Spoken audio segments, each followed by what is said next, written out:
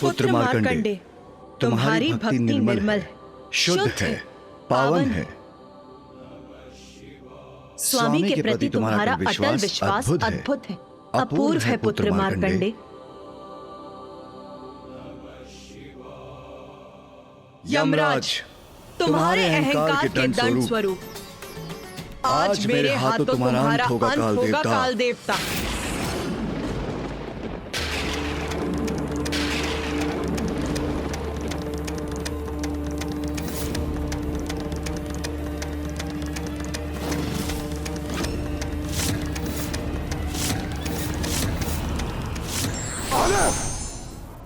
माता पार्वती, माता ऐसा अनर्थ मत कीजिए प्रभु,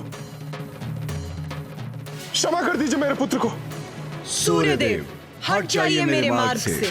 मैं आपसे विनती करता हूं प्रभु, मेरे पुत्र को क्षमादान देने की कृपा कीजिए।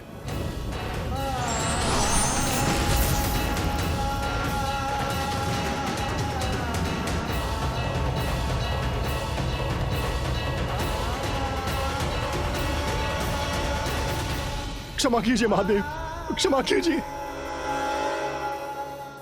माता, यम को यमराज के पद पर प्रतिष्ठित आपने किया।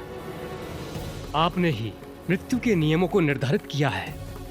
माता, तनिक विचार कीजिए, यदि काल का अंत हो गया तो मृत्यु का चक्र भी समाप्त हो जाएगा और संसार में असंतुलन उत्पन्न हो जाएगा।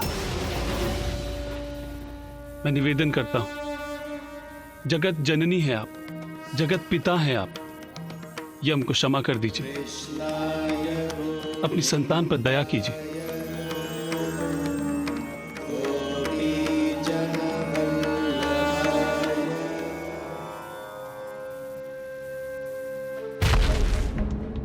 महादेव, क्षमा कीजिए महादेव।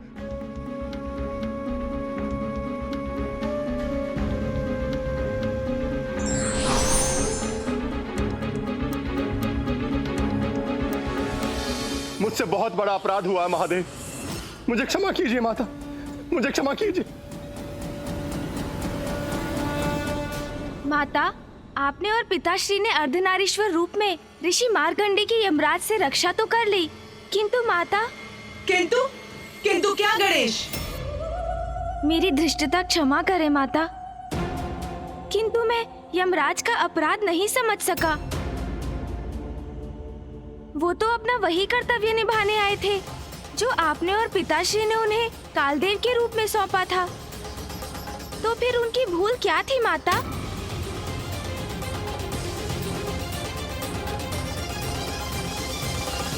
हाँ माता, वो तो आपके ही आदेश का पालन करने के लिए प्रस्तुत हुए थे कि समय आने पर मनुष्य की मृत्यु का होना विधि का विधान है।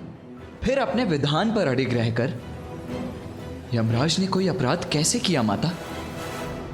गणेश, कार्तिकेय, यदि प्रश्न तर्क संगत है, उचित है, तो उसे पूछने में संकोच नहीं होना चाहिए। उस दिवस हमसे क्षमा याचना करने के पश्चात यमराज ने भी महादेव से यही प्रश्न किया था। तो माता, पिताश्री ने उन्हें क्या उत्तर दिया? महादेव ने कहा, यम, तुम यही जानना चाहते हो ना कि तुमसे क्या अपराध हुआ?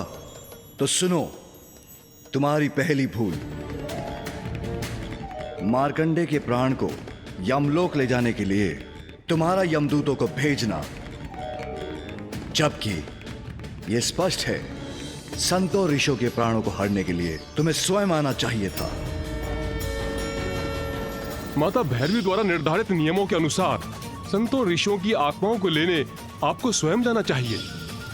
यदि प्रत्येक ऋषि और संत के प्राण हम स्वयं लेने जाएंगे तो यमलोक की व्यवस्था कौन संभालेगा?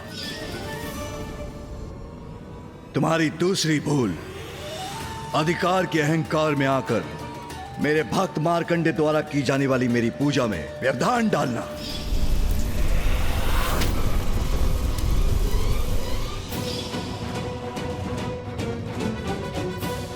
जिसमें तुमने तनिक भी संकोच नहीं किया। तुम यदि चाहते तो कुछ क्षण प्रतीक्षा कर सकते थे, किंतु तुमने वो नहीं किया। तुम्हारी तीसरी भूल तुम्हारी भ्रांति की कि तुम सभी को मृत्यु प्रदान कर सकते हो, यहां तक कि ब्रह्मदेव, इंद्रदेव आदि को भी प्रभावित कर सकते हो, किंतु कोई तुम्हारे प्राण नहीं हर सकता। जब मृत्यु समक्ष होती है तब तुम तो क्या, मैं ब्रह्मदेव और इंद्रदेव की भी नहीं सुनता। तुम्हारे इन तीनों अपराधों के दंड हेतु मैं तुम्हारा वध करने के लिए प्रेरित हुआ। और स्वामी को, स्वयं महादेव को अपने पाश से स्पर्श करने का दुस्साहस करना,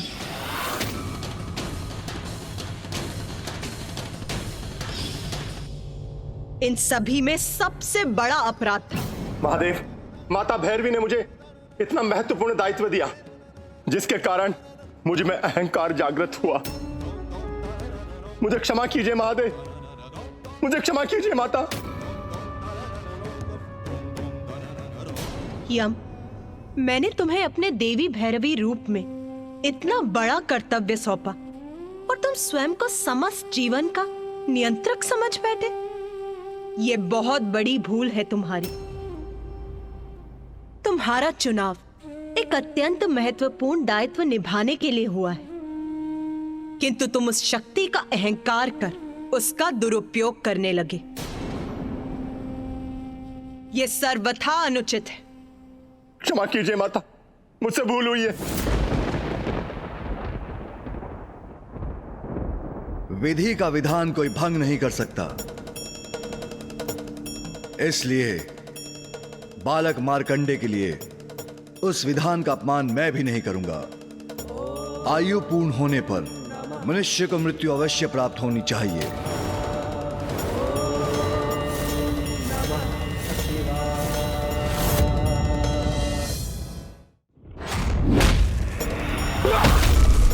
मुझसे बहुत बड़ा अपराध हुआ है महादेव, मुझे क्षमा कीजिए माता। विधि का विधान कोई भंग नहीं कर सकता।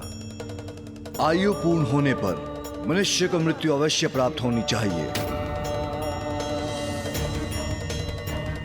उमा, स्मरण कीजिए, मैंने मार्कंडे के पिता ऋषि मृकेंडु को पुत्र प्राप्ति का वरदान प्राप्त करने के लिए क्या कहा था?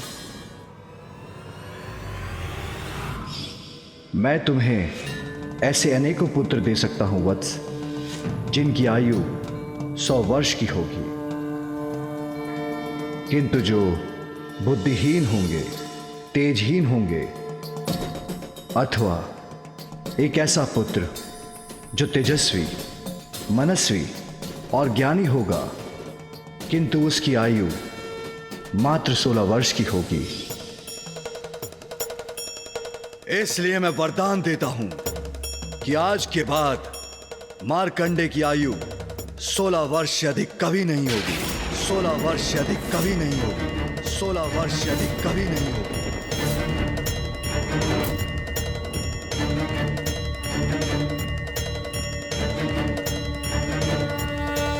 इस अवस्था में यमराज को मार्कंडे को मृत्यु प्रदान करने की कोई आवश्यकता ही नहीं।